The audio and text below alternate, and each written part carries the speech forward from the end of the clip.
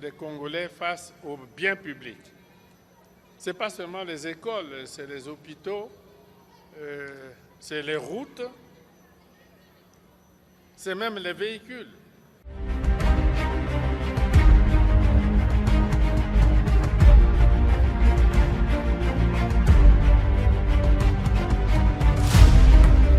La République du Congo est confrontée à des défis urbains majeurs. Lorsque le gouvernement s'attelle à mettre en œuvre des projets de développement et à renforcer les infrastructures, la question de la durabilité de ces biens publics reste centrale.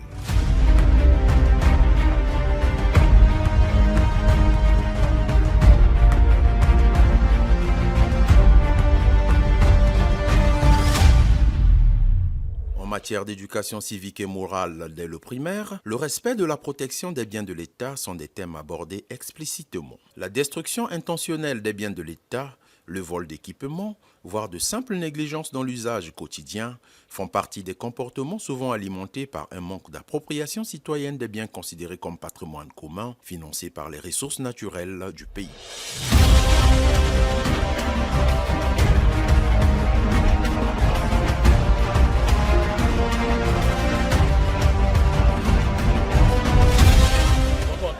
En réalité, on définit une voie, c'est sûr, une largeur donnée, un périmètre à respecter, mais les gens, pour des besoins divers et variés, occupent l'espace public et construisent sur l'espace public.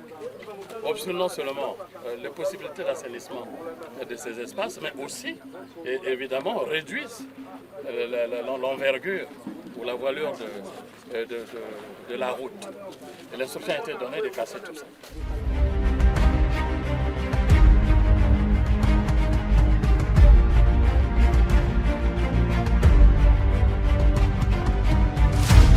Pour la République du Congo, le respect des biens de l'État doit devenir un réflexe de survie collective et un acte de patriotisme de tous les jours.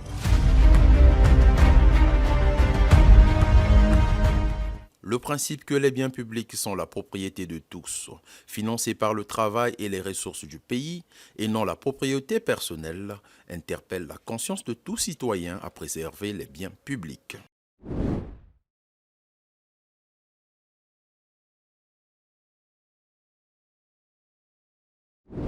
Il faut contrôler la concession par rapport au cahier de charges. Il est créé au sein de la délégation générale aux grands travaux une coordination de suivi des ouvrages concédés qui travaillent ensemble dans le suivi et le contrôle du cahier de charges qui avait été mis à la disposition de la Congolaise des routes. Jusque-là, il y a satisfaction, sauf du côté de la population. On note un peu beaucoup d'incivisme qui sont en train d'emporter les panneaux de signalisation. C'était une route vraiment qui parlait. Tout était signalé. Mais actuellement, la Congolaise des routes s'emploie à remettre ces panneaux-là.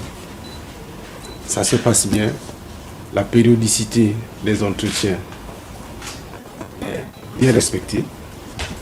Les entretiens courants, les entretiens périodiques, tout est suivi et ils ont une société de travaux qu'ils ont créée qui exécute les travaux une fois arrêtés avec les contrôleurs de la concession.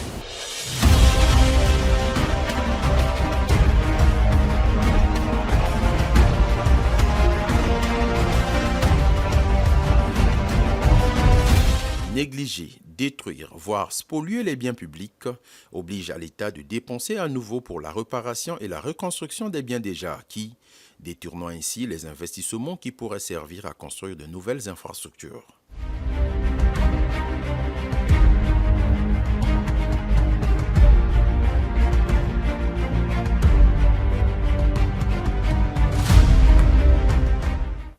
Le Congolais de Brazzaville est appelé à exercer un patriotisme responsable en étant un acteur de la surveillance et de la conservation de son environnement immédiat et des ouvrages publics.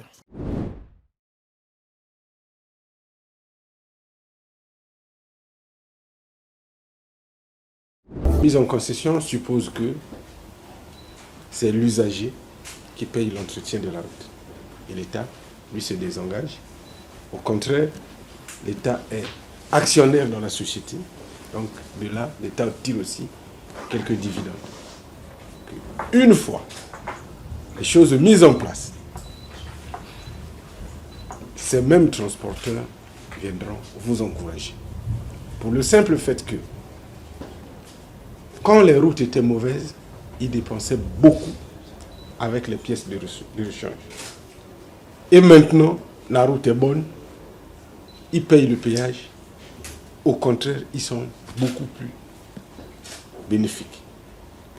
Un véhicule qui leur mettait 3 ans de durée de vie va jusqu'à 10 ans.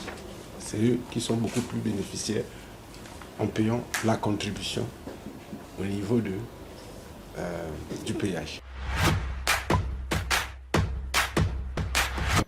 Vous savez, vous pouvez garder votre véhicule personnel 4-5 ans et les véhicules que l'État achète et met à la disposition des agents, de ses agents, vivent à peine 1 an. C'est jusqu'aux véhicules. Jusque même aux chaises dans les bureaux. C'est un état d'esprit général que nous devons vigoureusement redresser.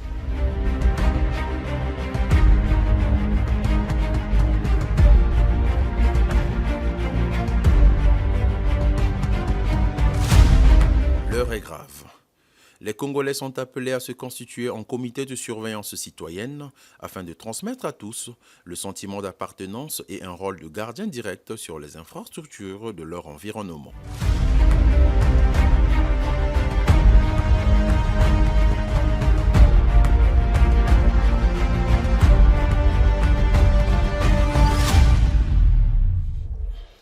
La préservation des infrastructures est une co-responsabilité où l'action de l'État par l'entretien doit être complétée par le civisme quotidien et la vigilance active de chaque citoyen.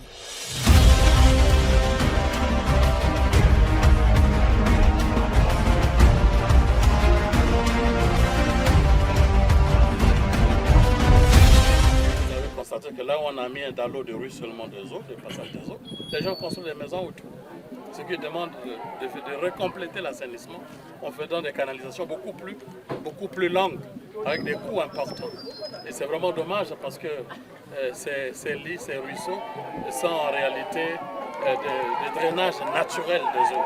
Mais on ne devrait pas, parce qu'on veut construire une maison, qu'on vient obstruer à ces évacuations naturelles des eaux, ce que nous avons constaté ensemble. J'espère que vous avez pris les images et nous déplorons ce type de comportement et l'occupation de l'espace public.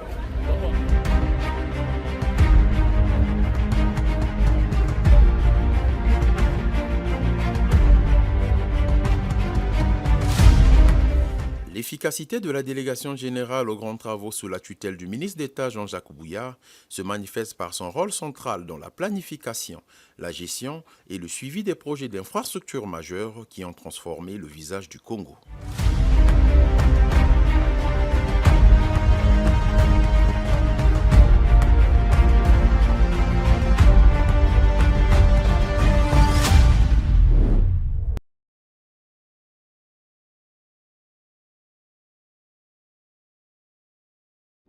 Sur l'instruction du ministre d'État, ministre en charge des infrastructures, Jean-Jacques Bouillard. Et les travaux ont commencé hier, les travaux de visite, on ont commencé depuis plusieurs. Et nous avons vu du haut et du bas. Nous avions quelque part été satisfaits et d'autres et ailleurs été déçus par l'avancement des travaux. Si au niveau des chantiers tenus par les entreprises CRBC et China State, le rythme d'avancement des travaux est normal, confortable, acceptable. Mais par contre, il y a des chantiers où le rythme est très décevant. Par exemple, au niveau du chantier de l'avenue Antoinette Sassou Nguesso, exécuté par l'entreprise Socofran, alors que le taux de paiement est au-delà de 50%, le taux d'avancement, lui, traîne encore à 8%. Ça veut dire que l'entreprise a abandonné le chantier et malheureusement accuse un manque financier à son niveau pour exécuter les travaux. Au niveau de la société SMGC, pareil, c'est-à-dire l'avenue de la Liberté, alors que le taux de paiement il est de 45%, l'entreprise traîne un taux d'avancement physique de 19%. Et à ce niveau, le chantier fut arrêté pendant toute la saison sèche, alors que c'est la saison propice. Nous avons vu par exemple l'entreprise au niveau de l'avenue Tilikandoumi qui s'emploie à travailler et sous peu, les travaux du produit noir vont commencer parce que c'est ça qui était attendu.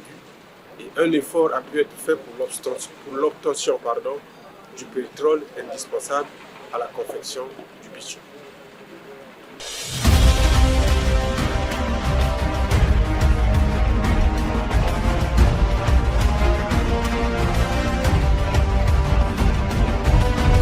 Les entreprises sélectionnées par les grands chantiers de la municipalisation additionnelle de la ville de Pointe-Noire doivent être des acteurs exemplaires du développement national, ce qui implique de respecter les engagements pris envers la République.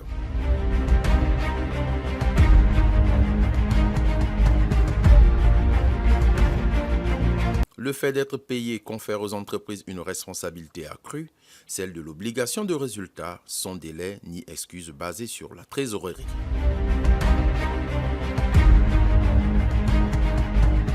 L'État attend la livraison des travaux et la population exige de jouir des infrastructures promises.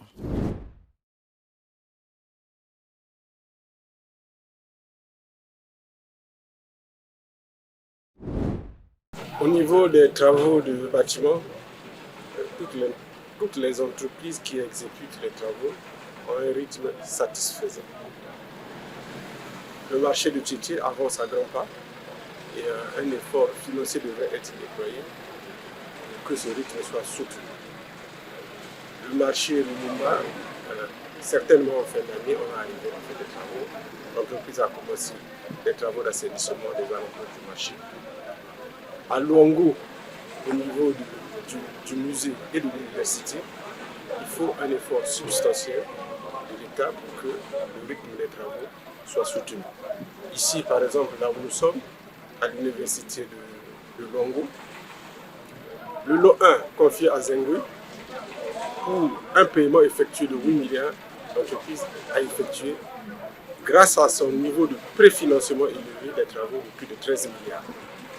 Et au lieu 2, pour un paiement de moins de 3 milliards, l'entreprise a effectué les travaux de plus de 5 milliards de francs CFA. Ce qui veut dire que l'administration est redevable vis-à-vis de ces sociétés au titre des travaux exécutés. Et un effort financier doit être fait. Un compte rendu sera fait à l'autorité hiérarchique afin de trouver les possibilités de relancer Madame le Bonne.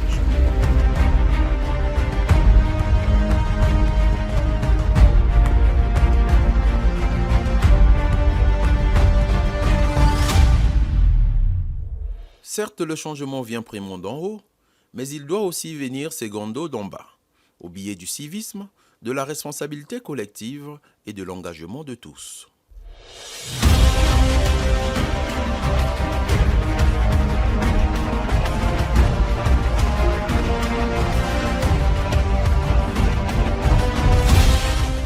L'orientation stratégique impulsée par son Excellence Monsieur le Président de la République, Denis Sassou Nguesso, a permis de poser les fondations d'une nation résiliente et compétitive. Il est fondamental de rassurer le peuple congolais que les investissements consentis dans les infrastructures nationales représentent l'ancrage définitif de la modernisation d'un Congo meilleur.